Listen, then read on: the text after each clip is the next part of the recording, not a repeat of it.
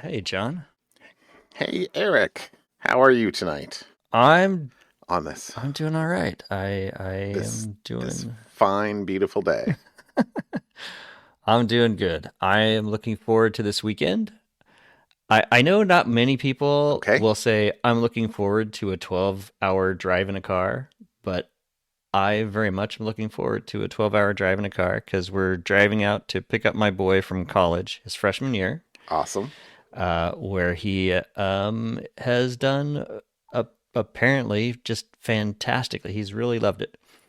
The That is awesome. the thing that he's a little annoyed is not the right word, but he's disappointed that we can't get there sooner because he's done with all his finals now, Mm, and his he all his other roommates are all gone except for one, and the last roommate beside him leaves tomorrow, and he has to be out Saturday morning, which is when we're driving Friday to pick him up, okay. but we're going to be in the car all day. We have a hotel that's about a half hour away from the college because it's also graduation that week, and so the hotel is Uh-huh. close to the college, all Oh booked. yeah, all full. So we're Okay. we're in Idaho Falls, and so we'll Friday night get there, and then Saturday morning go pick him up. He has to be checked out by 11 a.m.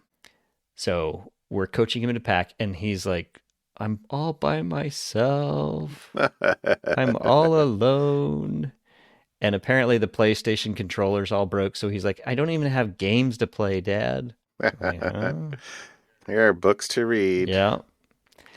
Yep. Uh, he's Yep. Yep. he's like, "I'm probably gonna go to the math department and play around. They have really cool computers for running physics experiments." Uh-huh. He Uh-huh. was like, "I might just go do that all day, yeah, Friday or yeah, all day Yeah, Friday." why not? So he'll have I'm sure fun, there's other but things. Yeah, yeah. yeah, that's the weekend I am looking forward to. Logistics. Yes. Logistics matter. Yeah. Mm-hmm. Yeah. Yeah, we got the graduation note in the mail for like tickets and stuff like that. And actually, I don't know that my wife has realized that she's gone the week of graduation and she's literally coming back graduation day so that she'll be there for graduation day, which on the 4th of June. Uh-huh. Senior awards banquet or awards Yeah, yeah. whatever, Yes. which is including for people who are getting IB diplomas, which my son Mm-hmm. is actually June 2nd. She's going to be out of town. I don't know Mm. that she has realized that yet. You're I speaking you're noticed that speaking in the, quietly. yeah, like, ooh, just speaking of logistics, it's Yeah. hard to be in two places at the same time. Yeah. And, so yeah, nope, Well, getting ready for all the graduation things. yeah, you're a couple Um, months away from being no children at home. Well, yeah, I, all graduate high school graduates, They will have all graduated. My older boy is living at home going to college though. Yeah. But so, and next year's still up in the air. I think he'll still be here, Mm-hmm. um, at going to PCC, but we'll see. We're Yeah. we're we're we're happy. Yeah. We're happy about it. But senior prom was one of the senior proms was this past weekend. Mm-hmm. Um, so Saturday, and my younger boy has got a bunch of friends, so that that all kind of have stuck together for a lot of Right. years. But they're all at different high schools. But there's only one high school that has three of them at it, so they could get three invites to get six total people there. And so the six of them went to the prom, one of the high school proms on Saturday, and so that was fun. They all got together, literally starting at like 11 o'clock in the morning, made their own boutonnieres and corsages, and Mm. then had games and did stuff, and then dinner together at Fun. at the house. And I and a couple other parents went over and had dinner there too. And it was very cool. And then we took them out for photos, did photos, and then they drove off in the Explorer, not mine, but all together, uh, and had a great time. Had a grand old time. You just had a nostalgic Yeah, yeah, ping there, yeah, didn't yeah. you? You Explorer, know, not mine. yeah. It's off in some graveyard somewhere. It is. It is. Mm, I actually got the receipt this week that said that they got $600 for it, which is $100 greater than the minimum that you can deduct on your taxes right. for donating a car. Like, okay, whatever. It's gone from my That's house right. and my life, which is fine. But anyway, that was pretty funny. Okay. Yeah, so that was cool. I got Cool. in my bees this weekend. And The one hive was doing okay. They weren't good enough to split or anything like that though. So mm, they're just okay. keep on keeping on, and then so we'll see when the nukes come in another few weeks. So we'll see, we'll see. And then I got to plant stuff. Seedlings are started, so that's Okay. exciting. That was my exciting weekend. How about you? What'd you do? Mostly, so we had I've been having gutters replaced. And Exciting. so, going around, it rained the weekend and then going around and fixing just just Are the gutters once installed actually watertight? yes, actually they are.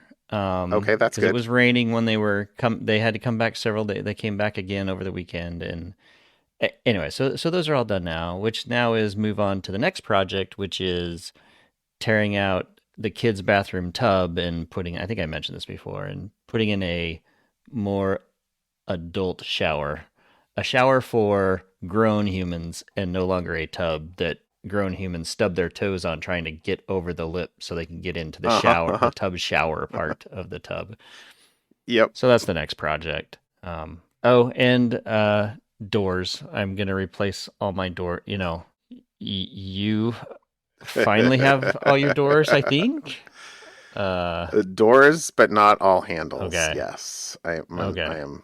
And they came today and got rid of all the boards that have been sitting in our living room The for extra stuff. 4 months. Okay, Yeah, all the extra stuff. So yeah. which I was very excited about.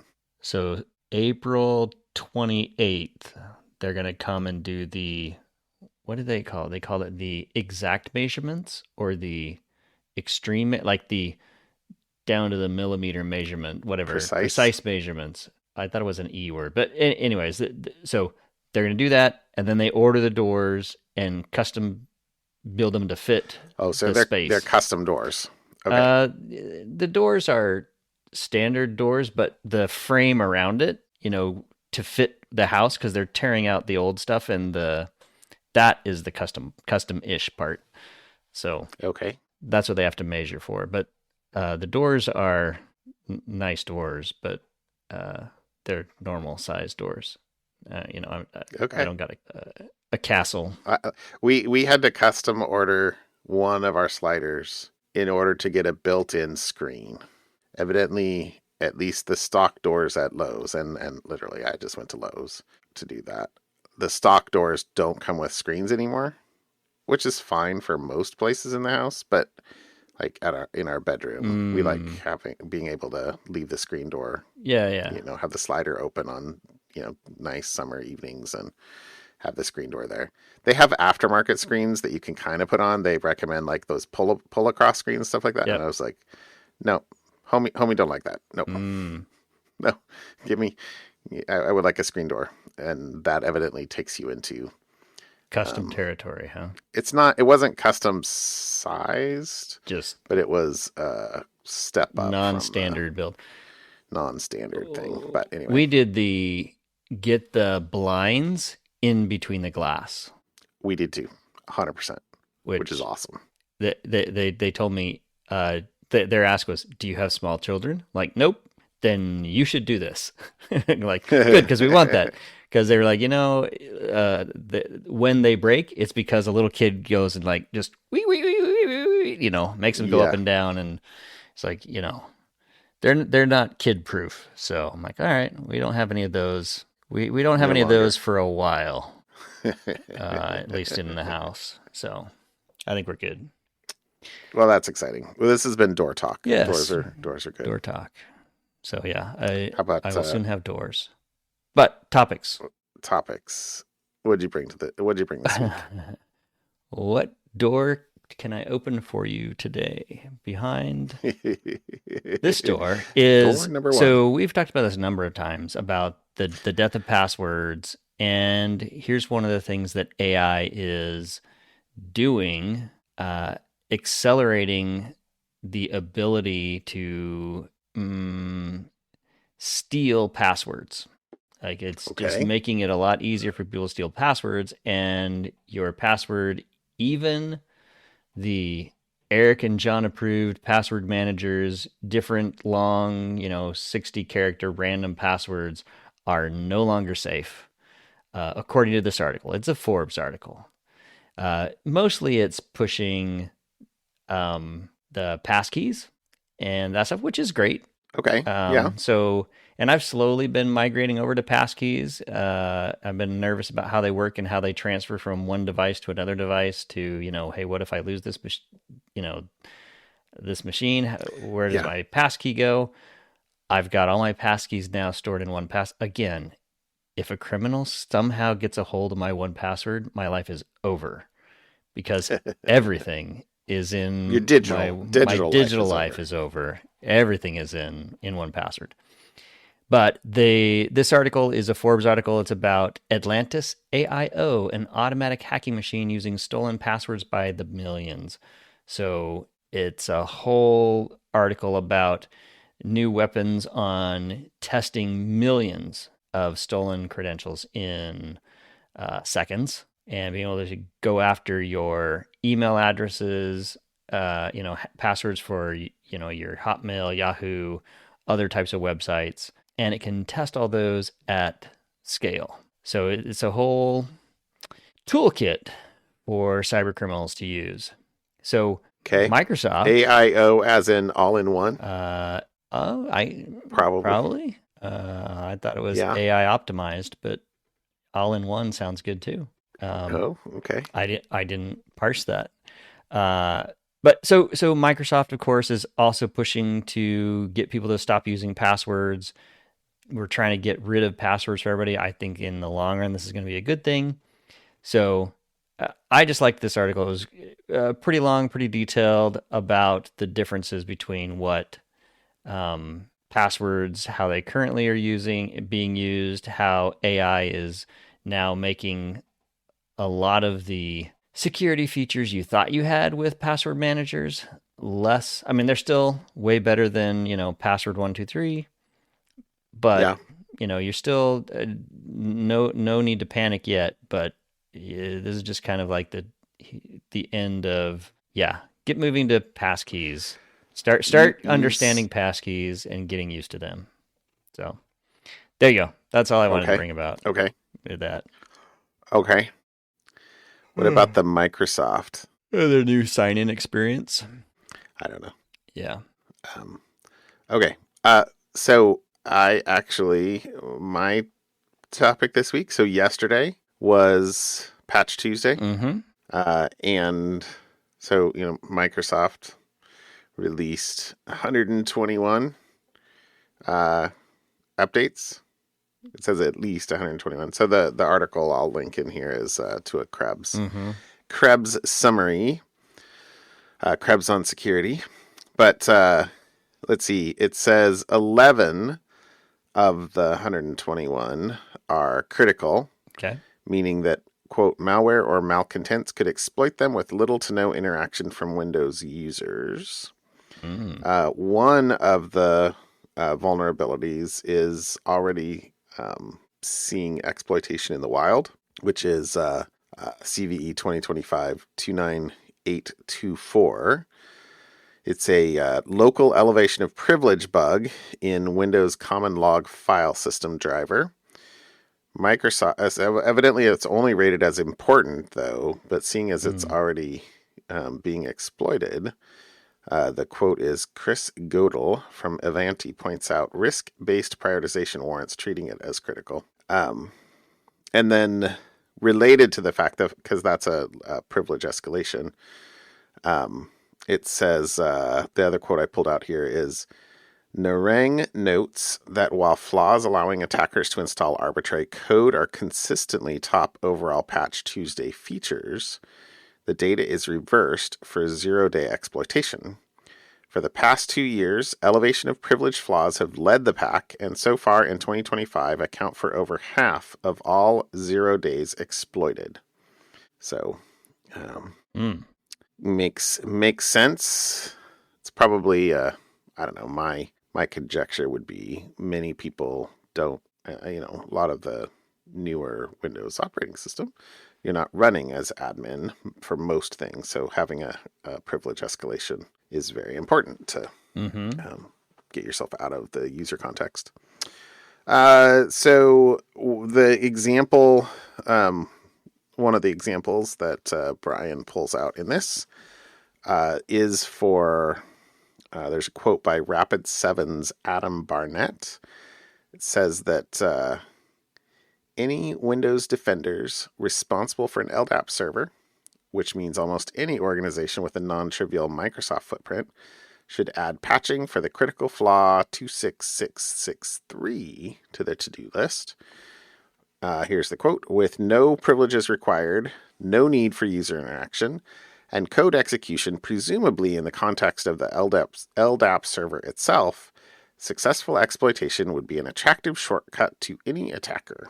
Anyone wondering if today is a rerun of the December 2024 Patch Tuesday could take some small solace in the fact that the worst of the trio of LDAP critical RCEs published at the end of last year was likely easier to exploit than today's example, since today's 2663 requires that an attacker win a race condition.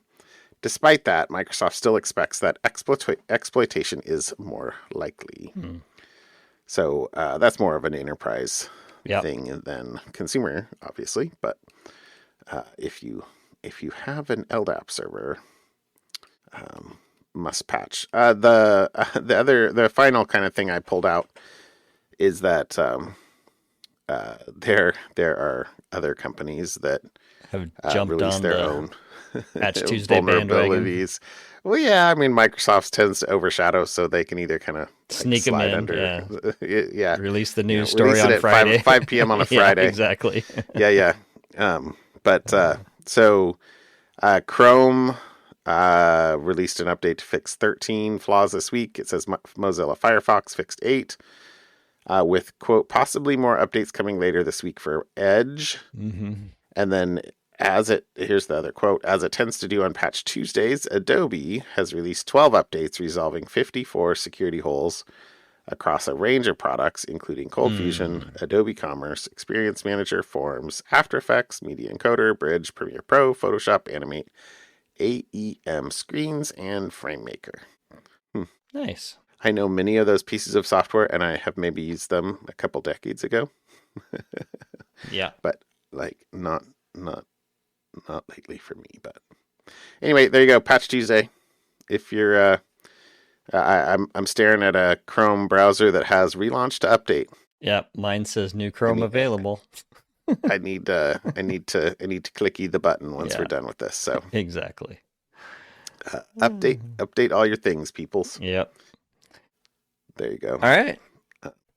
Okay, we have a fun collision going on today. Okay. Yeah. So you talk to your fun, but then see what my fun is. Oh, yeah. That's okay. So apparently we're going to talk about Colossal Biosciences, which mine is kind of a follow-uppy fun, which makes yours by association follow-uppy fun. I had chosen this a couple of days ago because it was put on our family chat, but yeah, because I did see that one too. Anyways, so this one is an editorial in Ars Technica about Colossal Biosciences. Those are the folks who have brought back the woolly mammoth mouse. Working on brought back the woolly mammoth. You got me. Yes, the woolly. You got me. Yes, the woolly mammoth mouse. What was it? A while back. So the author is Nitin Sakar, who served as the national lead for elephant conservation at the WWF. I assume that's World Wildlife Foundation and not World Wrestling Federation of India for 5 years, and is now a member of the Asian Elephant Specialist Group of the International Union for the Conservation of Nature's Species Survival Commission, the views presented here are his own. Anyways, he talks about a lot of different things, and kind of going back to, hey, I don't think this is a good idea. He's pulling the chaos theory, Malcolm Jurassic Park role here. You Uh, were so excited to think I, about you could. You stopped. You didn't stop to think about whether or not you should. yes, exactly. And so in the article, it even says Colossal's Jurassic Park like ambitions have captured the imagination of the public and investors, bringing its latest valuation to $10 billion. And the company's research does seem to be resulting in some technical advances, but I'd argue that the broader effort to de extinct the mammoth is, as far as conservation efforts go, incredibly misguided. Ultimately, Colossal's efforts won't end up being about helping wild elephants or saving the climate. They'll be about creating creatures for human spectacle with insufficient attention to the costs and the opportunity cost to human and animal life. So, great quote there. But Yeah. he Okay. he is an elephant specialist, an expert, and continue. I'll read a couple of other notes in here that I picked out. Elephants, widely described as a keystone species, are also stars of a host of similar ecological stories. And Colossal Biosciences actually features a lot of these on their website with different claims about elephants' roles in seed dispersal, etc. And he takes a little bit issue with that because he follows up with, for my PhD research in Northeast India, I tried to systematically measure how important Asian elephants were for seed dispersal compared to other animals in the ecosystem. The team's work, published in 5 peer-reviewed ecological journals, and he has a link to them, does find that elephants are uniquely good at dispersing the seeds of a few large fruited species. But we also found that domestic cattle and macaques disperse some species seeds quite well, and that 80% of the seeds dispersed in elephant dung end up being eaten by ants. So he definitely has some. I mean, 80% of most seeds end up Probably eaten by going ants. or birds or Yeah, other other things. like. So his beef here really is, rather than spend all our time trying to bring back the woolly mammoth, perhaps they could genetically engineer trees and shrubs to sequester more carbon, or help us learn how to produce meat from modified microbes or cultivated lines of cow, pig, and chicken cells, developing alternative proteins that could more efficiently feed the planet, protecting wildlife habitat and reducing greenhouse gas emissions. So, it's the ooh cool woolly mammoth, ooh cool dinosaurs, but of how actual value are they to Eh, humanity to bring back the extinct species? It's very curmudgeonly. It is a bit, but I I appreciated the Yeah. take. So there you go. That's my something Yeah. fun, because we talked about it before. Okay. Yeah, Crash. yeah, yeah. So the irony is that my article is also about colossal biosciences, which we've had as a something fun for a while. We're clearly both kind of watching this space. Uh, it says, for the first time ever, scientists say they have made a species de-extinct. That's the thing. They are very much bombastic with their press Yeah. releases and attention-grabbing How headlines, else are they etc. gonna get their $10 billion valuation and keep it? Exactly. So here's the rest of that quote, though. They have made a species de-extinct, bringing the dire wolf back into the world thousands of Mm. years after it died off. So they say they successfully birthed 3 dire wolves, a species that once roamed North America but has been extinct for more than 12,500 years using revolutionary science.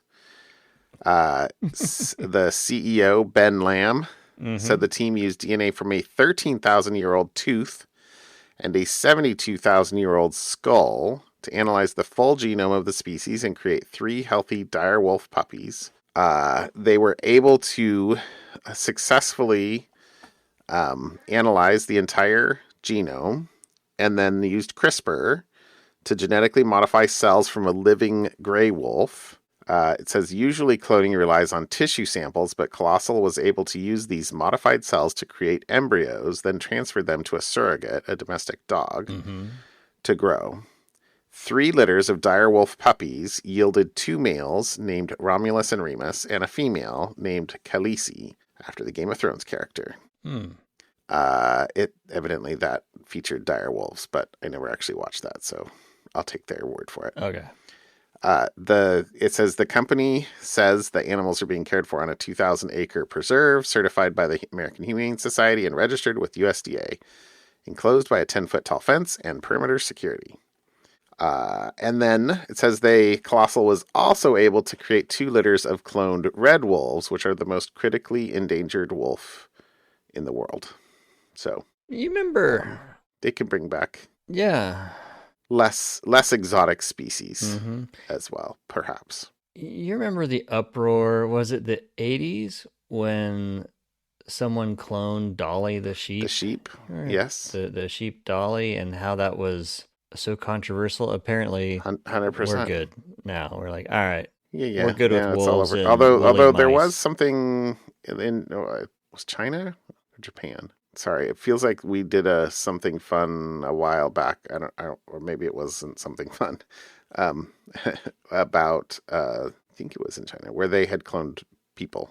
Oh, I don't remember that. There was a human. Yeah. Anyway, I can go dig that back up and make sure of that. But anyway, so I found it ironic when I came in here to put my something fun in, and I was on them. Yeah. Your something fun was also Colossal related. Yeah. But so that's okay. All right. It's okay. But spectacle of dire wolves. Yeah, we just got to go to Isla Nublar and check out all the cool species. Well, that's my. You can have a parliament of owls and a murder of crows, and you can have a spectacle of dire wolves. There you go. There you go. I'm on board with this. All right. Anyway, good to go. All right, my friend. Have a great night. Yep. We'll see you. I'll talk to you later, Eric. Bye. Bye.